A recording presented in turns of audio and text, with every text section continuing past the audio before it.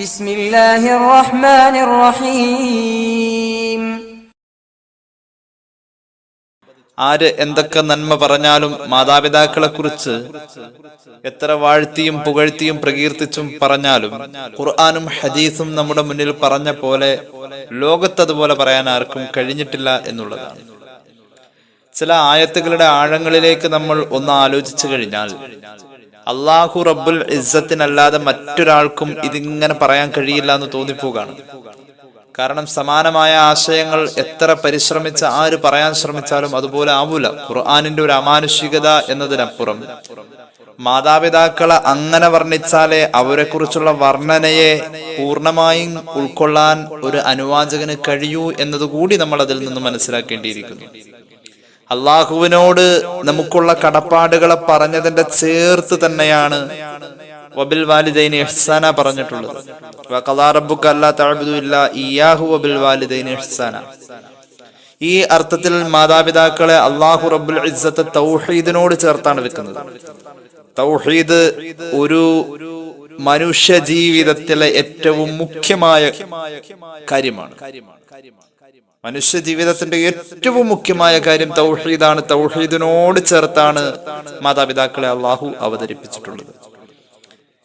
എവിടെയും മാതാപിതാക്കൾക്ക് റബ്ബ് കഴിഞ്ഞാൽ എന്ന ഒരു സ്ഥാനം വകവെച്ചു കൊടുക്കുന്ന ശൈലി ഹദീസിലും നമുക്ക് കാണാൻ കഴിയും. മഹാന്മാരായ മുഫസ്സിരീങ്ങൾ ഖുർആനിലെ ഒന്ന് രണ്ട് ആയത്തുകൾക്ക് കൊടുത്തിരിക്കുന്ന വ്യാഖ്യാനത്തെ അടിസ്ഥാനപ്പെടുത്തി ഇന്നത്തെ ചർച്ച നമുക്ക് മുന്നോട്ട് കൊണ്ടുപോവാം.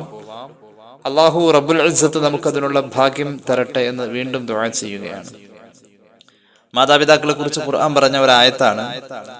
ഇന്നലെ സൂറത്തുൽ ഇസ്രായിലെ ആയത്ത് നമ്മൾ ഓതി. ഇന്ന് ഓതുന്നത് സൂറത്തുൽ ലുഖ്മാനിലെ ആയത്താണ്. ലുഖ്മാനിന്റെ 14-15 ആയത്തുകൾ.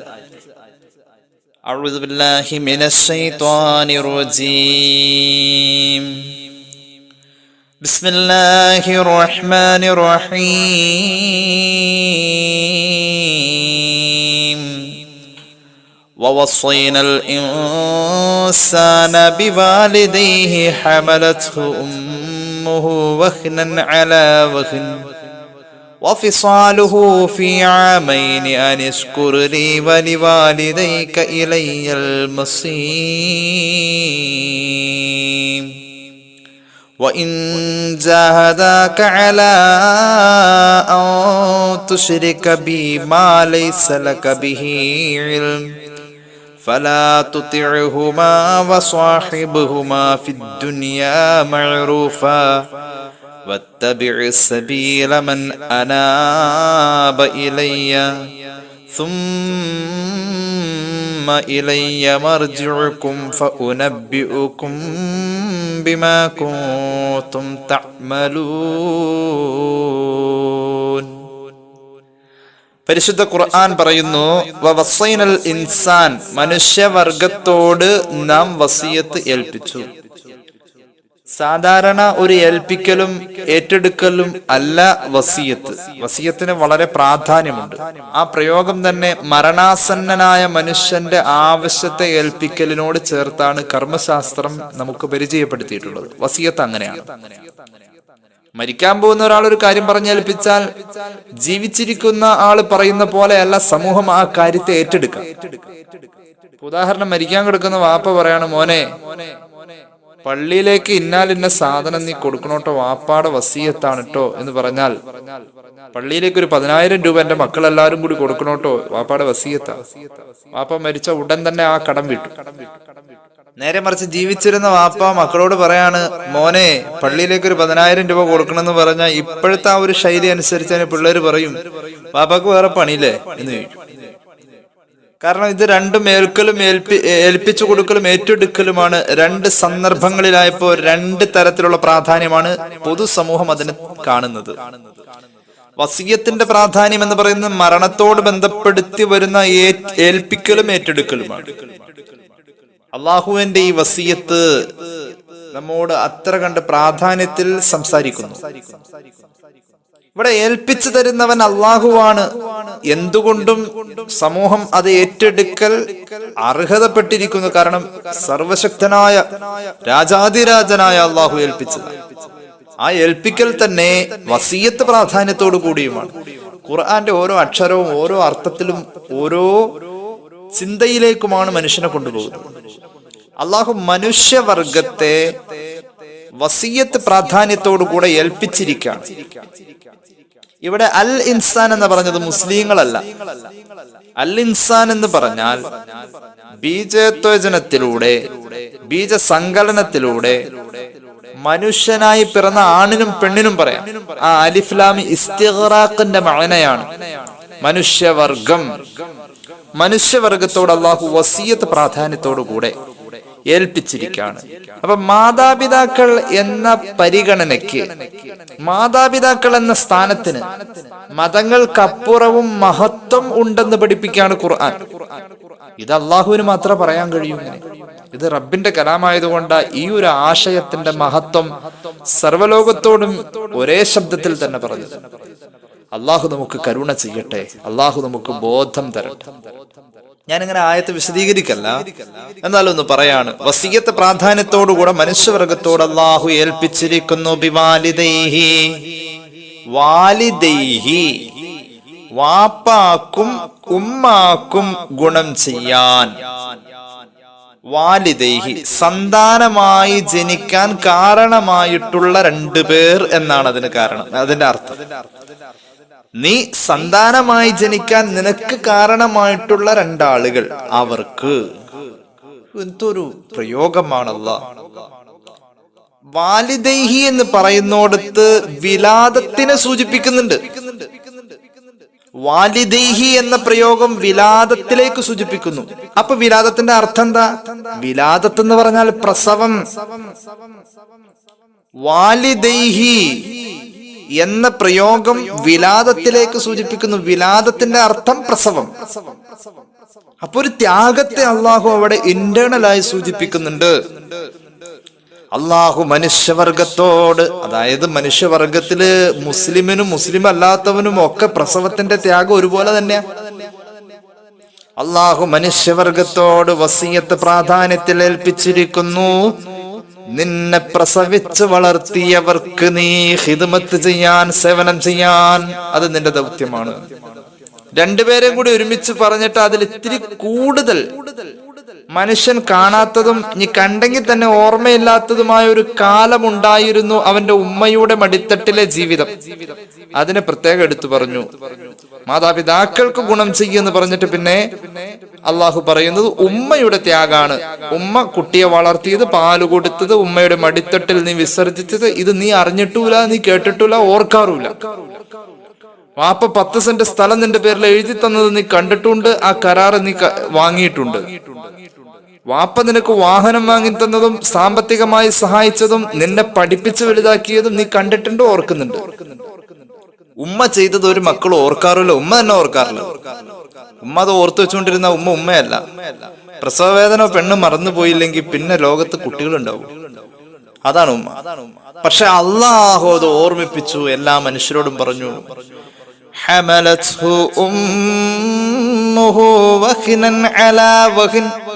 നിലവിലെ പ്രയാസത്തിന്റെ മേലെ പിന്നെയും പ്രയാസം കൊണ്ടാണ് നിന്റെ ഉമ്മ നിന്നെ വഹിച്ചത് എന്ന നിന്നെ ചുമന്നുകൊണ്ട് നടന്നത്. വഹിക്കുക നിലവിലെ പ്രയാസത്തിന്റെ മേൽ പിന്നെയും പ്രയാസം. മഹാന്മാര് മുഫസ്സിരീങ്ങൾ രേഖപ്പെടുത്തുന്നുണ്ട്, നിലവിലെ ബലഹീനതയുടെ മുകളിൽ പിന്നെയും ബലഹീനമായി ഉമ്മ, പക്ഷെ ഭാരം കൂടി. മനസ്സിലായില്ല?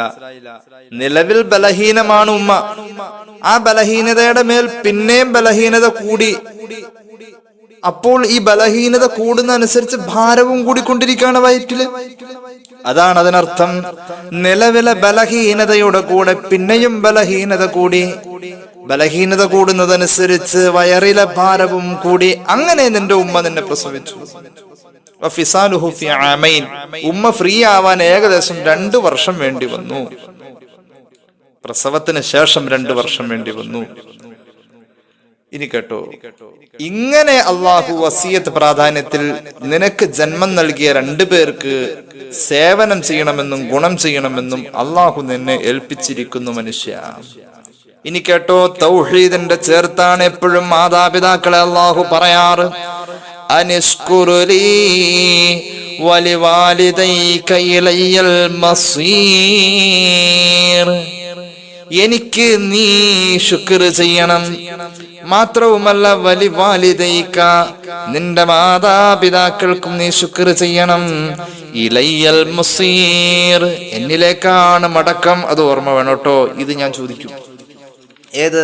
എനിക്ക് ശുക്ർ ചെയ്യാൻ പറഞ്ഞതും നിന്റെ മാതാപിതാക്കൾക്ക് ശുക്ർ ചെയ്യാൻ പറഞ്ഞതും ഞാൻ ചോദിക്കും. അത് നിനക്ക് ഓർമ്മ വേണം. അള്ളാഹു നമുക്ക് തൗഫീഖ് നൽകട്ടെ. എനിക്ക് ശുക്ർ ചെയ്യ, നിന്റെ മാതാപിതാക്കൾക്ക് ശുക്ർ ചെയ്യ. ഈ പ്രയോഗം ഉണ്ടല്ലോ, വല്ലാത്തൊരർത്ഥമാണ്.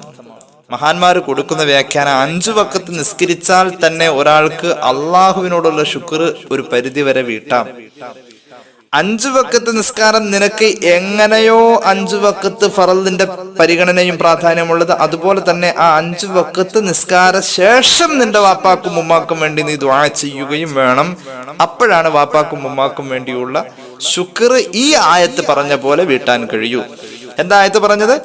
നീ എനിക്ക് ശുക്ർ ചെയ്യണം, നിന്റെ മാതാപിതാക്കൾക്കും ശുക്ർ ചെയ്യണം. അള്ളാഹുവിന് ശുക്ർ ചെയ്യല് അവന് വേണ്ടിയിട്ട് 5 വഖത്ത് കൃത്യമായി നിസ്കരിക്കുന്നു എന്നതാണ് എങ്കിൽ ആ 5 വഖത്തിലും മാതാപിതാക്കൾക്ക് വേണ്ടി നിസ്കാര ശേഷം ദുആ ചെയ്യലാണ് എന്ന് മഹാനായ ഇമാം ഇസ്മാഇൽ അൽ ഹഖ് ബറൂസവി ഇമാം ഖുർത്തുബി അവിടുത്തെ തഫ്സീറിൽ ഇതിന് വ്യാഖ്യാനം കൊടുക്കുന്നത് കാണാം. ഇമാം ഖുർത്തുബിയുടെ തഫ്സീറിൽ അങ്ങനെ ഒരു വ്യാഖ്യാനമുണ്ട്. നിസ്കാര ശേഷം ഒക്കെ ഉമ്മാക്കും വാപ്പാക്കും വേണ്ടി ദുആ ഇറക്കണം. അത് ജീവിച്ചിരുന്നാലും വേണ്ടില്ല, മരിച്ചു പോയാലും വേണ്ടില്ല, മാതാപിതാക്കൾക്ക് ദുആ ഇറക്കണം. എന്റെ റബ്ബേ, ഇങ്ങനെയാണ് ഇതിന്റെ അർത്ഥം. ഇനി മതത്തിന് പുറത്തുള്ള മാതാപിതാക്കളാണെങ്കിൽ പോലും അവരോടും നീ നല്ല നിലക്ക് പെരുമാറണം, അവരെ തൃപ്തിപ്പെടുത്തണം. വസ്വാഹിബുഹുമാ ഫിദ്ദുനിയാ മഅറൂഫ, മാന്യമായി അവരെ പുലർത്തണം. അവർ മുസ്ലിമീങ്ങളല്ല നിന്റെ മാതാപിതാക്കൾ, നീ മുസ്ലിം ആയതാണ്, എന്നാലും അവരെ നീ മാന്യമായി പുലർത്തണം. ഷിർക്കിന്റെ വിഷയത്തിൽ അവർ വഴിപ്പെടേണ്ടതില്ല. ഇതാണ് ഈ ആയത്തിനർത്ഥം. ഇനി ഇതിന്റെ കുറച്ച് വ്യാഖ്യാനങ്ങളിലേക്ക് നമുക്ക് കടന്നു വരാം. അല്ലാഹുവേ റബ്ബേ, ഞങ്ങളുടെ മാതാപിതാക്കൾക്ക് നീ വലിയ പദവി ദുനിയാവിലും ആഖിറത്തിലും കൊടുക്കണേ അല്ലാ. മാതാപിതാക്കൾ എന്നുള്ളിടത്ത് നമ്മൾ കഴിഞ്ഞ ദിവസം പറയാൻ വിട്ടുപോയി, ഭാര്യയുടെ ഉമ്മ പെറ്റ ഉമ്മാക്ക് തുല്യാണ്, അതേ സ്ഥാനം തന്നെയാണ്. ഭാര്യയുടെ വാപ്പ അങ്ങനെയാ, അതുപോലെ തന്നെയാണ് നേരെ തിരിച്ചും. മകൾ എന്നത് മരുമകളും മകള് തന്നെയാണ്, മകൻ എന്നത് മരുമകനും മകൻ തന്നെയാണ്. ഈ രീതിയിൽ അതുകൂടി ഇതിനോടൊപ്പം മനസ്സിലാക്കണം. ഏതായാലും ഹദീസിൽ കാണാം, മഹാനായ ഇമാം തൊബറാനി അവിടുത്തെ അൽ മുഅ്ജമുൽ കബീറിൽ ഉദ്ധരിക്കുന്നു, ഇമാം ബൈഹഖി അവിടുത്തെ സുനനുൽ കുബ്രയിൽ ഉദ്ധരിക്കുന്നു, ഇമാം അഹ്മദ് അവിടുത്തെ മുസ്നദിൽ ഉദ്ധരിക്കുന്നു, ഇമാം ഹാക്കിം അവിടുത്തെ മുസ്തദറക്കിൽ ഉദ്ധരിക്കുന്നു, ഇമാം തുർമുദി അവിടുത്തെ ജാമിഉൽ ഉദ്ധരിക്കുന്നു. ഏകദേശം 5-6 കിതാബ് ഇപ്പൊ ഈ പറയാൻ പോകുന്ന ഹദീസിന്റെ ഉദ്ധരണി നമുക്ക് കാണാൻ കഴിയും. എന്താണ് ഹദീസ്? ബഹ്ജ് ബിൻ ഹകീം അദ്ദേഹത്തിന്റെ പിതാവിനെ തൊട്ട് അദ്ദേഹത്തിന്റെയും പിതാവിൽ നിന്നും ഉദ്ധരിക്കപ്പെടുന്നു. അതായത് ബഹ്ജ് ബിൻ ഹകീമിന്റെ വല്ലുപ്പ വരികയാണ്, ഇലാ ഹളറത്തി റസൂലുള്ളാഹി സ്വല്ലല്ലാഹു അലൈഹി വസല്ലമ തങ്ങളുടെ അടുക്കൽ വരുന്നു. ബഹ്ജ് ബിൻ ഹകീമിന്റെ വല്ലുപ്പ വരുന്നു, സ്വഹാബിയാണ് റളിയല്ലാഹു അൻഹു. വന്നിട്ട് ചോദിക്കാണ്, യാ റസൂലല്ലാഹ് മൻ അബറു, ഈ ജീവിതത്തിൽ ഞാൻ ഏറ്റവും കൂടുതൽ ഗുണം ചെയ്യേണ്ടത് ആർക്കാണ് നബിയേ?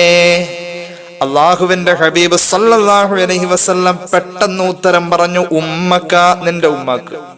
ചോദ്യം ഒരു പ്രാവശ്യം ഇപ്പൊ ചോദിച്ചു. ഞാൻ പിന്നെയും ചോദിച്ചു, സുമ്മമൻ നബിയെ, എന്ന ഉമ്മ കഴിഞ്ഞാ പിന്നെ ആർക്കാണ്? ചോദ്യം രണ്ടാമത് ചോദിക്കാണ്, രണ്ടാമത് വീണ്ടും ചോദിക്കാണ്. ആദ്യം ചോദിച്ചോലെ തന്നെ പിന്നെയും ചോദിക്കാണ്, ഉമ്മ കഴിഞ്ഞാ പിന്നെ ആർക്കാണ് നബിയെ?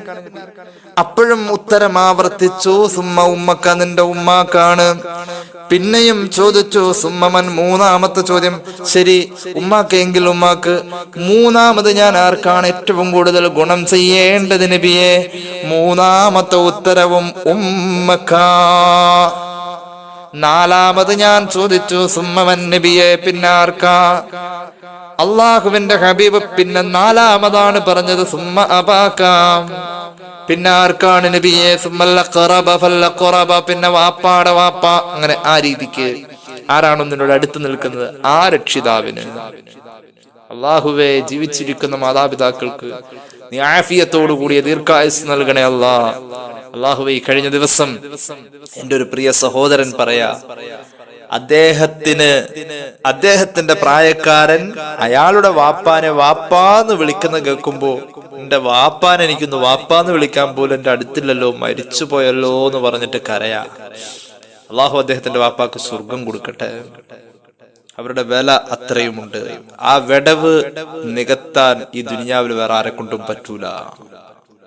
അല്ലാഹുവേ അല്ലാഹുവേ, പരിശുദ്ധ റസൂൽ സല്ലല്ലാഹു അലൈഹി വസല്ലമ തങ്ങളുടെ അടുക്കൽ ഒരു സ്വഹാബി വരികയാണ്. ആ സ്വഹാബി വന്നുകൊണ്ട് ചോദിക്കാണ്, ഇന്ന ഉമ്മീ ഹറുമത് ഫൗതുഇമുഹാ ബിയദി വഅസ്ഖിഹാ വഉവല്ലിഉഹാ വഅഹ്മലുഹാ അലാ അത്ഖി ഫഹൽ ജാസൈതുഹാ ഹഖഹാ. നബിയെ, എന്റെ ഉമ്മാക്ക് വല്ലാത്ത പ്രായം വന്നു, വാർദ്ധക്യത്തിന്റെ വല്ലാത്തൊരവസ്ഥയാണ്. തനിയെ ഭക്ഷണം കഴിക്കൂല, വിസർജിക്കുന്നിടത്തൊന്നും തനിയെ ശുദ്ധിയാക്കൂല, ഒന്നും ചെയ്യൂല എന്റെ ഉമ്മ. നബിയെ സല്ലല്ലാഹു അലൈഹി വസല്ലം, എന്റെ ഉമ്മാക്ക് വല്ലാത്ത പ്രായം. ഫൗതുഇമുഹാ ബിയദി, ഈ കൈ കൊണ്ടാണ് നബിയെ ഉമ്മാക്ക് ചോറ് വാരി കൊടുക്കുക. ഈ കൈ കൊണ്ട് കുറെ നാളായി ഈ കൈ കൊണ്ടാ ചോറ് വാരി കൊടുക്കുക. മാത്രവുമല്ല, ആരെയും ഞാൻ ഏൽപ്പിച്ചിട്ടില്ല. എന്റെ ഉമ്മാക്ക് വെള്ളം കുടിക്കണമെങ്കിൽ ഈ കൈ കൊണ്ട് തന്നെ കൊടുക്കണം നബിയെ. എന്റെ ഉമ്മാക്ക് ഒളു ചെയ്യണമെങ്കിൽ ഞാൻ തന്നെ ചെയ്തു കൊടുക്കണം നബിയെ. ഉമ്മാക്ക് ഒളു ചെയ്തു കൊടുക്കാം. ഇതൊക്കെ ആലോചിക്കണം. വെള്ളം കുടിക്കല് കൊല്ലത്തിലൊരിക്കലല്ല, ഒരു ദിവസം പല പ്രാവശ്യമുണ്ട്. ഭക്ഷണം കഴിക്കൽ ഒരു ദിവസത്തിൽ പല പ്രാവശ്യമുണ്ട്. ഒളു എടുക്കൽ മിനിമം ഒരു ദിവസം 5 പ്രാവശ്യമുണ്ട്. ഇതൊക്കെ ഈ കൈ കൊണ്ടാ ഞാൻ ചെയ്യുന്നത് നബിയെ. മാത്രമല്ല, എനിക്ക് എവിടെയെങ്കിലും ഒന്ന് പോണോലോ, എനിക്ക് പോകണ്ട വന്നാൽ അവരെ തനിച്ചാക്കി പോവാനും കഴിയൂല നബിയെ. പോകുമ്പോ ഞാൻ എന്റെ ചുമല് വെച്ച എന്റെ ഉമ്മാനെ കൊണ്ട് പോവാ. ഞാൻ ചോദിക്കട്ടെ നബിയെ, കൊതി കൊണ്ട് ചോദിക്കാം, അല്ലാതെ മടുത്തിട്ട് ചോദിക്കല്ല, കൊതി കൊണ്ട് ചോദിക്കാം. മാതാപിതാക്കൾക്ക് ഗുണം ചെയ്യാന്ന് പറഞ്ഞ വലിയ പുണ്യമുള്ള അമലല്ലേ? ആ അമലല്ലേ ഞാനിപ്പോ ചെയ്തത്? അതേതാണ്ട് അതിന് ഫുൾ മാർക്ക് കിട്ടിയോ നബിയെ? അത് കൂലി കിട്ടുന്നതിൽ എനിക്ക് വലിയ പ്രതിഫലം കിട്ടുന്ന അവസ്ഥയിലേക്ക് ഞാൻ എത്തിയിട്ടുണ്ടോ നബിയെ? ഫഹൽ ജാസൈതുഹാ ഹഖഹാ, എന്റെ ഉമ്മാക്ക് ഞാൻ ഗുണം ചെയ്ത കാര്യത്തിൽ അള്ളാഹു എന്നോട് ചോദിക്കുമ്പോൾ ഉത്തരം പറയാവുന്ന വിധമൊക്കെ ആയോ നബിയെ എന്ന് ചോദിച്ചപ്പോൾ ഹബീബായ നബി കരീം സല്ലല്ലാഹു അലൈഹി വസല്ലം തങ്ങൾ പറഞ്ഞു, ലാ ലാ ലാ, ഉമ്മാക്ക് ഞാൻ ഹഖ് വീട്ടിയോ നബിയെ? ഹബീബ് പറഞ്ഞു, ഇല്ലാ വലാ വാഹിദം മിമ്മിആ, 100-ൽ 1 അംശം പോലും ആയിട്ടില്ല. ആർക്കാ ഇന്നിപ്പോ ഇങ്ങനെയൊക്കെ ചെയ്തു കൊടുക്കാൻ പറ്റാം? ചില ഗ്രന്ഥങ്ങളിൽ കാണുന്നുണ്ട്, ഈ സ്വഹാബി ഒരിക്കലും ഉമ്മാനെ തോളിൽ വെച്ചുകൊണ്ട് തവാഫ് ചെയ്തു. അത് റസൂലുള്ളാഹി സ്വല്ലല്ലാഹു അലൈഹി വസല്ലം കണ്ടു എന്ന് ചില ഉദ്ധരണികളിലും കാണുന്നുണ്ട്. ഹബീബായ നബി തങ്ങൾ പറഞ്ഞു, മോനെ, 100-ൽ 1 അംശം നീ നിന്റെ ഉമ്മയോടുള്ള ഹഖ് വീട്ടിയിട്ടില്ല. ചോദിച്ചു പോകൂലോ, വലിമയാ റസൂലല്ലാഹ്, നബിയെ എന്താ അങ്ങനെ പറയാൻ കാരണം? അള്ളാഹുവിന്റെ ഹബീബ് പറഞ്ഞു, നീ നിന്റെ ഉമ്മാക്ക് ഖിദ്മത്ത് ചെയ്യുമ്പോൾ നിന്റെ മനസ്സിൽ നിന്റെ ഉമ്മാക്ക് നീ ഖിദ്മത്ത് ചെയ്യുമ്പോൾ ലിഅന്നഹാ ഖദിമത്ത് ഫീ വഖതി ദുഅഫിക, നിന്റെ ഉമ്മ നിനക്ക് ഖിദ്മത്ത് ചെയ്തിട്ടുണ്ട് ചെറുപ്പത്തിലല്ലേ? അപ്പോ നിനക്ക് ദുർബലമായ ഒരവസ്ഥയും നീ ജീവിച്ചു വരും എന്ന പ്രതീക്ഷയുമായിരുന്നു. നീ ചെറുതാണ്, നിനക്ക് ദുർബലമായ ഒരവസ്ഥ, നീ ജീവിച്ചു വരും എന്നൊരു പ്രതീക്ഷയാണ് ഉമ്മയുടെ മനസ്സിലുണ്ടായിരുന്നത്. നിന്റെ മോൻ ഉമ്മയുടെ മോൻ വലിയ ആരോഗ്യമുള്ള നല്ല വലിയ മിടുക്കനായി വരുമെന്നാണ് ഉമ്മ പ്രതീക്ഷിച്ചത്. നീയാണെങ്കിൽ ദുർബലാവസ്ഥ. നിന്റെ ഉമ്മാക്ക് നീ ഖിദ്മത്ത് ചെയ്യുമ്പോൾ ഉമ്മായും ദുർബലാവസ്ഥ തന്നെയാണ്. നീ അന്ന് ദുർബലനായ പോലെ ഉമ്മ ദുർബലാവസ്ഥയിലാണ്. പക്ഷെ നിന്റെ മനസ്സിലുള്ളത് ഉമ്മ നല്ല ആരോഗ്യത്തോടു കൂടെ വളർന്ന് വലിയ ആളാവുന്നല്ല, ഉമ്മ മരിക്കാൻ ഏതാണ്ട് സമയമൊക്കെ അടുത്തുകൊണ്ടിരിക്കുന്നു എന്നാണ് നിന്റെ മനസ്സിലേക്ക് വരാം. ഇത് രണ്ടും രണ്ടാണ്. ഒരാളുടെ മനസ്സിൽ വന്നത് ദുർബല അവസ്ഥയിലുള്ള കുട്ടിയെ വളർത്തുന്ന ഉമ്മ, ആ കുട്ടിയുടെ ഭാവി നന്നാവും, നല്ല ആരോഗ്യമുള്ള ജീവിതം വരും എന്ന് ഉമ്മ സ്വപ്നം കാണുന്നു. എന്റെ ഉമ്മ മരിച്ചു പോകൂലോ എന്നുള്ള വിചാരം, എന്റെ ഉമ്മയുടെ മരണം വരെ ഞാൻ നോക്കും. ആ മരണം എന്നുള്ള ആ ഒരു അവസ്ഥയിലേക്ക് ദുർബലയായ ഉമ്മാനെ പരിപാലിക്കുന്ന മക്കള് അങ്ങനെ ആലോചിച്ചു പോയില്ലെങ്കിലും അതാണ് അതിന്റെ രീതി. അപ്പോ ഇത് രണ്ടും രണ്ട് പരിഗണനയാണ്. ഉമ്മയുടെ മരണം വരെ എന്നൊരു സ്റ്റോപ്പ് ഉണ്ട് അവിടെ, മറ്റതിന് സ്റ്റോപ്പില്ല. കുട്ടീനെ വളർത്തുന്ന ഉമ്മ ഒരിക്കലും കുട്ടി മരിക്കണവരെ എന്നല്ല, ഉമ്മക്ക് അങ്ങനെ ചിന്ത തന്നെ വരില്ല. എന്റെ കുട്ടി മരിക്കണവരെ ഞാൻ നോക്കും എന്ന ഒരു ഉമ്മയും ചിന്തിച്ചിട്ട് കുട്ടീനെ വളർത്തുന്നില്ല. പക്ഷെ ഉമ്മാനെ വളർത്തുന്ന പരിപാലിക്കുന്ന മക്കള് ഉമ്മ മരിക്കണവരെ ഞാൻ നോക്കും എന്നൊരു ചിന്ത വരാറുണ്ട്. ഇത് രണ്ട് ക്വാളിറ്റിയാണെന്ന് മുഹമ്മദ് റസൂൽ സല്ലല്ലാഹു അലൈഹി വസല്ലം. എന്നാലും മോനെ, ഇത്രയൊക്കെ നീ നിന്റെ ഉമ്മാക്ക് ഖിദ്മത്ത് ചെയ്യുന്നില്ലേ?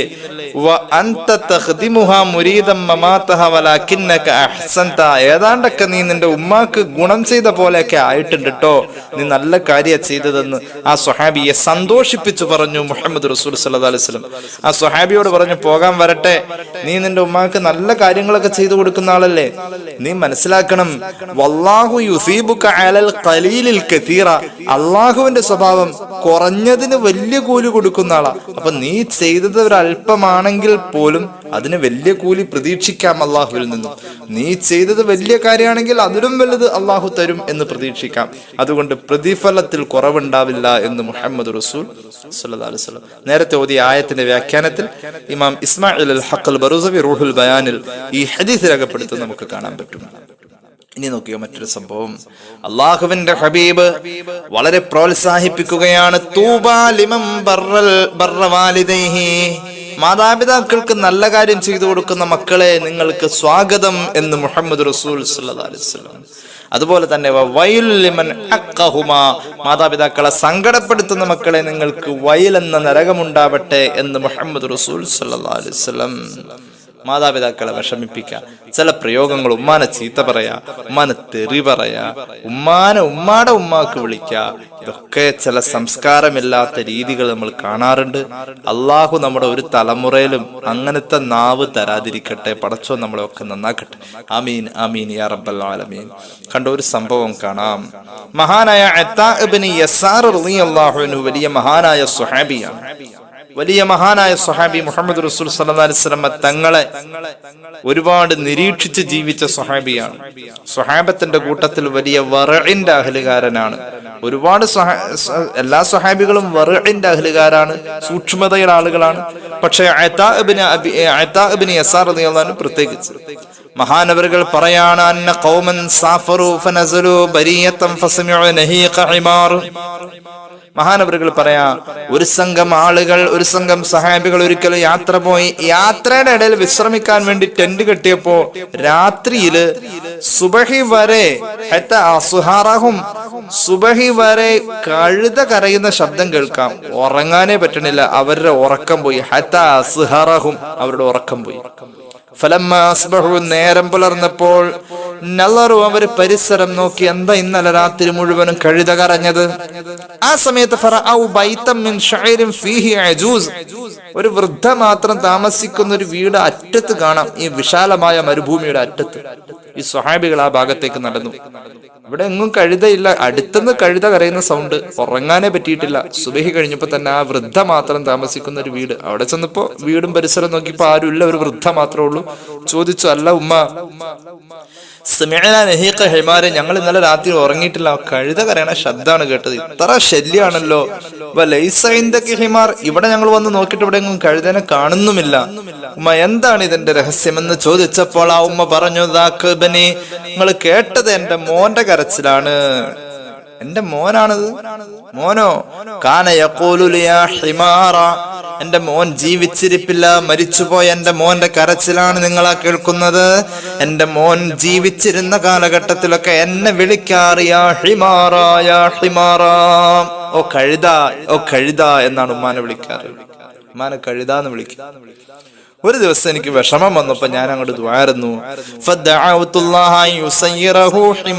പടച്ചോനെ ഇവനെ ഒരു കഴുത അങ്ങോട്ട് ആക്കല്ല, ഇവനൊരു പൊട്ടനാക്ക്, ഒരു കഴുതയാക്ക് എന്ന് ഞാൻ വെറുതെ അങ്ങോട്ട് ദേഷ്യം വന്നപ്പോ പറഞ്ഞു പോയി. അങ്ങനെയൊന്നും പറയരുത്, ഒരു ഉമ്മായും ഫലിച്ചു പോകും.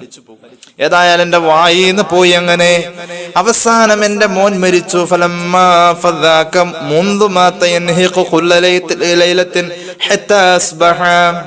ഏതായാലും എന്റെ മോൻ മരിച്ചു.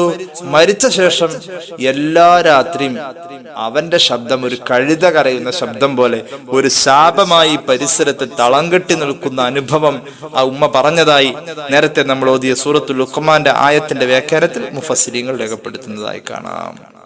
അത്രത്തോളം മാതാപിതാക്കളുടെ വർത്താനത്തിന് വല്ലാത്ത ശക്തിയുണ്ട്. കാണാമല്ലോ, മഹാനായ പ്രവാചകൻ നൂഹ് നബി അലൈഹിസ്സലാം കിടന്ന് ഉറങ്ങാണ്. മഹാനവറുകൾ തൂഫാൻ ജലപ്രളയത്തിന്റെ ശേഷം കപ്പലിൽ നിന്നും പുറത്തിറങ്ങിയിട്ട് ഒന്ന് വിശ്രമിക്കാണ്.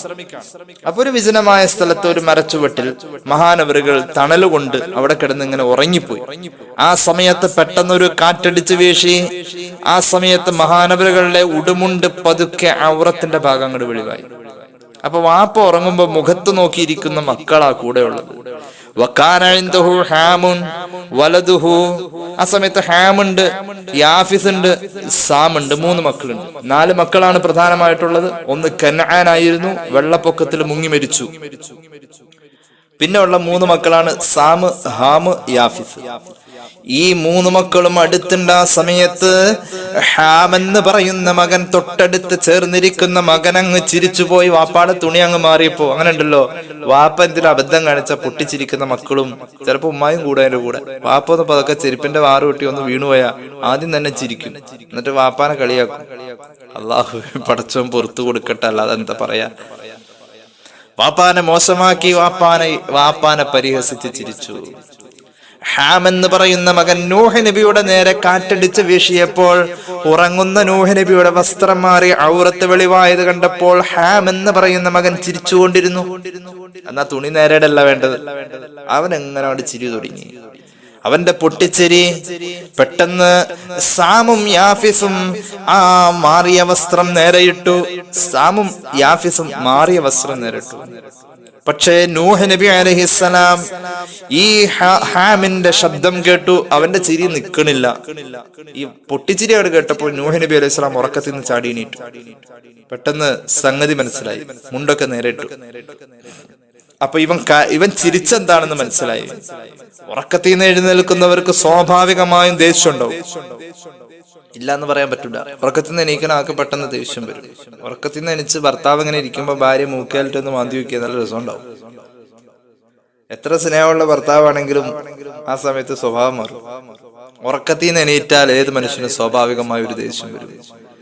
പരിഹസിച്ച് ചിരിക്കുന്ന മകൻ മുന്നിലിരുന്ന അതപകേട് കാണിച്ചപ്പോ മഹാനവറുകൾ പറഞ്ഞു പോയേ ഗയ്യറല്ലാഹു ലൗനക, നിന്റെ നിറം അല്ലാഹു അങ്ങ് മാറ്റിക്കളയട്ടടാ.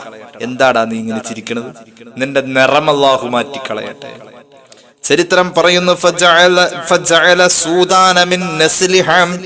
അങ്ങനെയാണ് ലോകത്ത് സുഡാനികൾ ഉണ്ടായത്, നീഗ്രോ വർഗം ഉണ്ടായത് ഈ മനുഷ്യന്റെ തലമുറയിലൂടെയാണ്.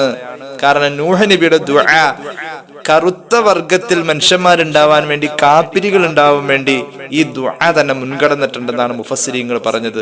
ഇതൊരു ചരിത്രപരമായ വസ്തുതയാണ്, അല്ലാതെ ആരോടും വിരോധമോ കറുത്ത വർഗക്കാരെ മോശമാക്കലോ അല്ല അവരുടെ അടിസ്ഥാനം. ഈ ഹാം എന്ന് പറയുന്ന മകന്റെ തലമുറയിലൂടെ ഉണ്ടായവർ എന്ന നിലക്കാണ് എന്ന് മുഫസ്സിരീങ്ങൾ രേഖപ്പെടുത്തുന്നു. ഖിയാമത്ത് നാൾ വരെ ആ തലമുറയിലൂടെ വന്നവർ മുഴുവനും ഈ രീതിയിൽ കറുപ്പ് നിറത്തിലേക്കുള്ളവരായി മാറി. എല്ലാ കറുത്തവരും അങ്ങനെയാണെന്നല്ല, സുഡാനികൾ അവരുടെ ബേസ് ഈ ഹാം എന്ന് പറയുന്ന നീഗ്രോ വർഗത്തിന്റെ നേതൃത്വം, അവരുടെ പരമ്പരയുടെ അറ്റം നൂഹ് നബിയുടെ കാലഘട്ടത്തിൽ മഹാനവറുകളുടെ മകനായ ഹാം എന്ന് പറയുന്ന മകനാണ് എന്നാണ് മുഫസ്സിരീങ്ങൾ ഇത് സംബന്ധമായി രേഖപ്പെടുത്തുന്നത്. ഏതായാലും നമ്മുടെ വാപ്പായും ഉമ്മായും ഒക്കെ ജീവിച്ചിരിക്കുന്നുണ്ട്. ഖിദ്മത്ത് ചെയ്തും അവരെ സന്തോഷിപ്പിച്ചും അവരുടെ ഗുരുത്വവും പൊരുത്തവും ഒക്കെ നമുക്ക് വാങ്ങാൻ പറ്റും. അള്ളാഹു തൗഫീഖ് ചെയ്യട്ടെ. ജീവിച്ചിരിക്കുന്നവരുടെ ഗുരുത്വവും പൊരുത്തവും ഒക്കെ നമുക്ക് വാങ്ങാൻ പറ്റും. വാപ്പായുമായി മരിച്ചുപോയ എന്ത് ചെയ്യും? മരണപ്പെട്ട മാതാപിതാക്കളുടെ ഗുരുത്വവും പൊരുത്തവും നമുക്ക് കിട്ടാൻ എന്ത് ചെയ്യണം? അള്ളാഹുവിന്റെ ഹബീബ് സല്ലല്ലാഹു അലൈഹി വസല്ലമ തങ്ങൾ 3 വഴികൾ നമുക്ക് പഠിപ്പിച്ചു തരുന്നുണ്ട്. 3 ഹദീസാണ് ഞാൻ പറഞ്ഞു തരാം. ഒന്നാമത്തേത് കേട്ടോ, മരണപ്പെട്ട മാതാപിതാക്കളുടെ ഗുരുത്വപൊരുത്തം കിട്ടാൻ 3 വഴികൾ റസൂലുള്ളാഹി സ്വല്ലല്ലാഹു അലൈഹി വസല്ലം പഠിപ്പിച്ചിട്ടുണ്ട്. ഒന്നാമത്തെ വഴി, മൻ അഹബ്ബൻ യസില അബാഹു ഫീ ഖബരിഹി ഫലസിൽ ഇഖ്വാന അബീഹി മിൻ ബഅദിഹി. മരിച്ച് ഖബറിൽ കിടക്കുന്ന വാപ്പാടെ പൊരുത്തം കിട്ടാൻ, വാപ്പയോട് ബന്ധം സ്ഥാപിക്കാൻ ജീവിച്ചിരിക്കുന്ന മക്കൾ ആഗ്രഹിക്കുന്നുവെങ്കിൽ വാപ്പാടെ കൂടപ്പിറപ്പുകളെ വളരെയധികം ആദരവോടുകൂടെ കൈകാര്യം ചെയ്യട്ടെ. വാപ്പാടെ കൂടപ്പിറപ്പുകളോട് സ്നേഹമുണ്ടാവട്ടെ. വാപ്പാടെ സഹോദരങ്ങളോടും സഹോദരിമാരോടും നല്ല ബന്ധം സ്ഥാപിച്ചാൽ വാപ്പാക്ക് സന്തോഷം കിട്ടുമെന്ന് മുഹമ്മദ് റസൂൽ സല്ലല്ലാഹു അലൈഹി വസല്ലം. അതാണ് ഒരു വഴി. വാപ്പാടെ കുടുംബക്കാരെ സ്നേഹിച്ച്, വാപ്പ ആദരിച്ചവരെ ബഹുമാനിച്ച്, വാപ്പ നിലനിർത്തി പോന്ന ആ സ്നേഹബന്ധത്തിന്റെ കുടുംബ ജീവിതത്തിന്റെ വഴി മക്കൾ അനുഷ്ഠിച്ചാൽ മതി. വാപ്പാടെ സഹോദരങ്ങളെയും കുടുംബത്തെയും ആദരിച്ചു കൊണ്ട് നടക്കുക. ഒരു മാർഗം അതാണ്. മരണപ്പെട്ട മാതാപിതാക്കളുടെ വാപ്പാടെ തന്നെയല്ല, ഉമ്മയുടെ കാര്യം അങ്ങനെ തന്നെ. മരണപ്പെട്ട മാതാപിതാക്കളുടെ ഗുരുത്തപൊരുത്തം കിട്ടാൻ വേണ്ടി രണ്ടാമത് ചെയ്യേണ്ട പണി, ഒരാളുടെ വാപ്പായും ഉമ്മായും മരിച്ചു, ഇവനാണെങ്കിൽ ജീവിച്ചിരുന്ന കാലഘട്ടത്തിൽ അവർക്ക് വേണ്ടുന്നതൊന്നും വല്ലാതെ ചെയ്തു കൊടുത്തിട്ടുമില്ല. കാരണം വാപ്പാക്ക് ചെയ്തു കൊടുക്കാൻ കഴിഞ്ഞിട്ടില്ല. ഒന്നുകിൽ അത് സാഹചര്യങ്ങളായിരിക്കും, അല്ലെങ്കിൽ വാപ്പായിട്ട് ചെറിയ പിണക്കം ഉണ്ടായിരുന്നു, അതിന്റെ പേരിലായിരിക്കും. പൊരുത്തക്കുറവൊന്നുമില്ല, എന്നാലും വാപ്പായിട്ട് അത്ര രസത്തിൽ ആയിരുന്നില്ല. അങ്ങനെ ഏതെങ്കിലും ഒരു മകനോ മകൾക്കോ പറ്റിയിട്ടുണ്ടെങ്കിൽ വഹുവ ഹയ്യുൻ, അവര് ജീവിച്ചിരിപ്പുണ്ടോ എന്ന പരിഹാരം റസൂലുള്ളാഹി പറഞ്ഞു, ഫലസ്തഗ്ഫിർ ലഹുമാ, മരിച്ച വാപ്പാക്കും ഉമ്മാക്കും പടച്ചോനെ പുറത്തു കൊടുക്കണമെന്ന് ആത്മാർത്ഥമായി എപ്പോഴും ദുആ ചെയ്തുകൊണ്ടിരിക്കുക. മാതാപിതാക്കൾക്ക് വേണ്ടി മഗ്ഫിറത്തിന് വേണ്ടി ദുആ ചെയ്തുകൊണ്ടിരിക്കുകയും വയതസദ്ദഖു ലഹുമാ, വാപ്പാടെയും ഉമ്മാടെ പേരിലും എപ്പോഴും സദഖ ചെയ്തുകൊണ്ടിരിക്കുക. അത് പള്ളിയിലെ ഉസ്താദിന് ചെലവ് കൊടുത്തതാ, സദഖ കരുതിക്കോ വാപ്പാക്കും ഉമ്മാക്കും വേണ്ടി. മാസവരി കൊടുത്തതാ, പള്ളിയിലെ കുടിശ്ശിക തീർത്തതാ, മദ്രസയിലെ മാസവരി കുടിശ്ശിക ഉണ്ടായിരുന്നു, അത് കൊടുത്തു. വാപ്പാടെയും ഉമ്മാടെയും പേരിലായിട്ടാണ് ഹദിയ ചെയ്തോ. എല്ലാം എല്ലാം എല്ലാം വെള്ളിയാഴ്ച ബക്കറ്റ് പിരിവ് വന്നപ്പോ പള്ളിയിൽ വെച്ചിട്ട് പോക്കറ്റിൽ നിന്ന് 5 ഒരു തുട്ടെടുത്തിട്ടു, അതും വാപ്പാക്കും ഉമ്മാക്കും എന്ന് കരുതിക്കോ. വീട്ടിലൊരാൾ കയറി വന്ന് ഒരു ഗ്ലാസ് വെള്ളം ചോദിച്ചു, എന്റെ മരിച്ചുപോയ വാപ്പാക്കും ഉമ്മാക്കും വേണ്ടി ഞാനിത് സ്വതക്ക ചെയ്യുന്നു അല്ലാ എന്ന് പറഞ്ഞു ഒരു ഗ്ലാസ് വെള്ളം കൊടുത്തു. ഒക്കെ വാപ്പാടെ ഉമ്മാടെയും പൊരുത്തം കിട്ടുമെന്ന് മുഹമ്മദ് റസൂൽ സല്ലല്ലാഹു അലൈഹി വസല്ലം. മൂന്നാമതൊരു വഴിയുണ്ട്, വമൻസാറ ഖബറ അബവൈഹി ഔ അഹദഹുമാ ഔ അഹദിഹിമാ ഫീ കുല്ലി ജുമഅത്തിൻ കാന ബറ, ആഴ്ചയിൽ ഒരിക്കൽ, പ്രത്യേകിച്ച് വെള്ളിയാഴ്ച, മരിച്ചുപോയ വാപ്പയുടെ ഉമ്മയുടെ ഖബർ സിയാറത്ത് പതിവാക്കിയാലും, ആഴ്ചയിൽ ഒരിക്കൽ മാത്രമേ പാടുള്ളൂ എന്നല്ല, ആഴ്ചയിൽ ഒരിക്കൽ ഏറ്റവും മിനിമം അതെങ്കിലും ചെയ്തിരിക്കണം. മുടങ്ങാതെ ചെയ്താലും പൊരുത്തം കിട്ടും. പൊരുത്തം ഉണ്ട് എനിക്ക്, ഇനി ഖബർ സിയാറത്ത് വേണ്ടാന്ന് വെക്കണ്ട. വാപ്പാടെ ഉമ്മാടെയും പൊരുത്തം കിട്ടാൻ ഖബർ സിയാറത്ത് ആഴ്ചയിൽ ഒരിക്കലെങ്കിലും നടത്തിയിരിക്കണം. അള്ളാഹു തൗഫീഖ് ചെയ്യട്ടെ. ഇതാണ് ഇത് സംബന്ധമായി നമുക്ക് പഠിക്കാനുള്ളത്.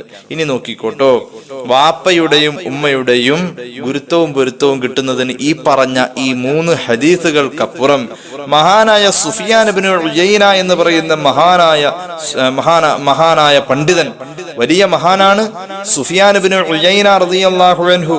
കൂഫയിൽ ജനിച്ച മഹാനാണ്. 4000 സ്വഹാബികൾ പരിശുദ്ധ ദീന് ദഅവത്ത് ചെയ്ത കൂഫയിലാണ് സുഫിയാൻ ഇബ്നു ഉയൈന തങ്ങൾ ജനിച്ചത്. മഹാനവറുകൾ മക്കയിൽ വഫാത്തായി. ഏകദേശം 91 വയസ്സ് പ്രായമുണ്ടായിരുന്നു. ഹിജ്റയുടെ 198 വർഷമാണ് വഫാത്തായത്. വലിയ മഹാൻ.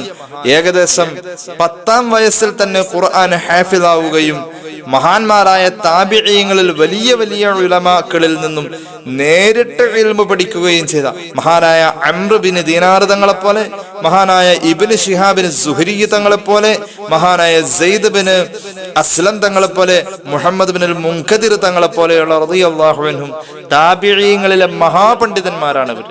അവരിൽ നിന്നും നേരിട്ട് അറിവ് പഠിച്ചാലാണ് മഹാനായ സുഫിയാൻ ഇബ്നു ഉയൈന റളിയല്ലാഹു അൻഹു. വലിയ മഹാൻ. ഇമാം ഷാഫിഈ തങ്ങൾ പോലും ഈ സുഫിയാൻ തങ്ങളെ പറ്റി പറഞ്ഞത്, ലൗലാ മാലിക്കും വ സുഫിയാൻ ഇബ്നു ഉയൈന ലദഹബ ഇൽമുൽ ഹിജാസ്. സുഫിയാൻ തങ്ങളും ഇമാം മാലിക്കിന്റെ ഉസ്താദായ മാലിക്കി മദ്ഹബിന്റെ ഉപജ്ഞാതാവായ ഇമാം മാലിക്കും ഈ ലോകത്ത് വന്നില്ലായിരുന്നുവെങ്കിൽ ഹിജാസിലെ സർവ്വ ഇൽമും നഷ്ടപ്പെടുമായിരുന്നു.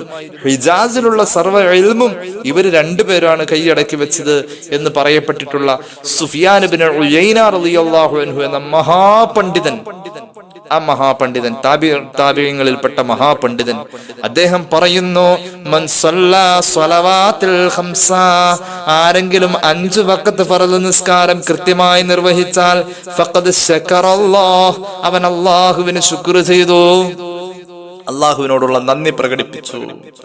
പിന്നെ പറഞ്ഞു വമൻ ദആ ലിവാലിദൈഹി ഫി അദ്ബാരിസ് സ്വലവാത്തിൽ ഖംസി, 5 വഖത്ത് നിസ്കാരത്തിന്റെ ശേഷം മാതാപിതാക്കൾക്ക് ദുആ ചെയ്താൽ ഫഖദ് ശകറ വാലിദൈഹി, അവന്റെ മാതാപിതാക്കളോട് നന്ദി കാണിച്ചു, അവരുടെ ഗുരുത്വവും പൊരുത്തം കിട്ടും.